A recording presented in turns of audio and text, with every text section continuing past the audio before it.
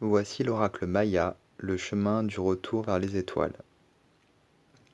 Donc c'est un très gros coffret avec un livre particulièrement épais puisqu'il fait plus de 300 pages et un jeu de cartes.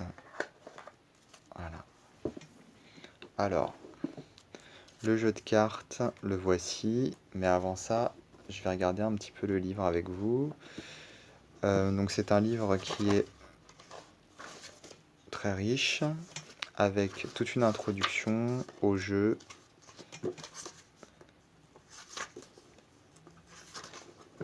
à la civilisation maya, comment utiliser le jeu, des tirages, des méthodes de tirage.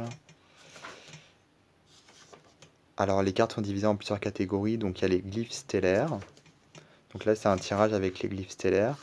Et ensuite ici on a l'interprétation des cartes. Donc pour chaque glyphe on a une table de correspondance. Donc on voit à quoi correspond chaque carte. On a l'enfant magique, donc ça c'est sous forme de poème pour faire appel à l'intuition, au côté artistique. Voilà, plutôt du côté oui, interprétation libre, on va dire. Et là, on a quelque chose d'un petit peu plus concret sur la vie de tous les jours. C'est ce qu'ils appellent le découvreur.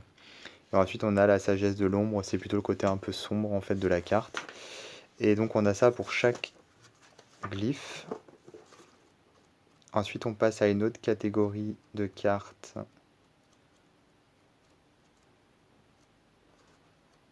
Ici, c'est les cartes, les nombres. Donc là, on n'a pas la table de correspondance, mais on a un texte un peu plus bref.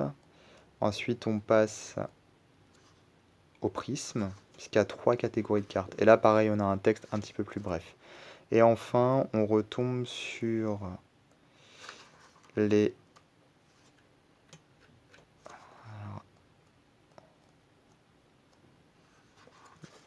On retombe sur... Ici... Voilà. Sur les glyphes avec une section à part qui s'appelle le voyageur, un regard approfondi sur les archétypes des glyphes stellaires.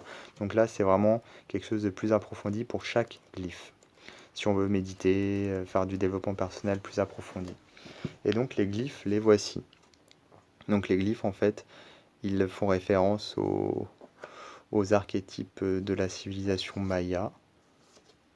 Donc comme on l'a vu, c'est des cartes qui peuvent être utilisées soit pour la divination, soit pour le développement personnel. Et il y a toute une partie à la fin du livre, la troisième partie, avec vraiment tout ce qu'il faut pour la méditation. Et ce qui est bien, c'est qu'on a pour chaque carte un tableau de correspondance si on veut travailler sur ces cartes en particulier. Donc ce qu'on peut faire en fait, c'est utiliser uniquement les glyphes, utiliser les 3 catégories de cartes, prendre une carte dans chaque catégorie, ou alors tout mélanger. C'est comme on veut.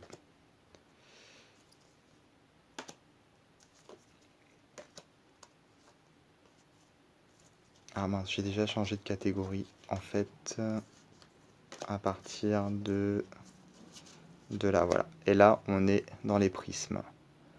Donc les prismes, c'est plutôt des cartes miroirs qui nous renvoient sur des choses qu'on doit faire ou avancer vis-à-vis de nous-mêmes personnellement. Donc c'est ce qui est développé dans le livre. C'est pour ça qu'on peut utiliser plutôt une catégorie 4 qu'une autre en fonction du travail qu'on veut effectuer. Et ça, c'est les cartes nombres, donc qui sont aussi dirigées vers le développement personnel, mais qui peuvent aussi être utilisées comme de la divination, et elles peuvent donner aussi des indications de durée.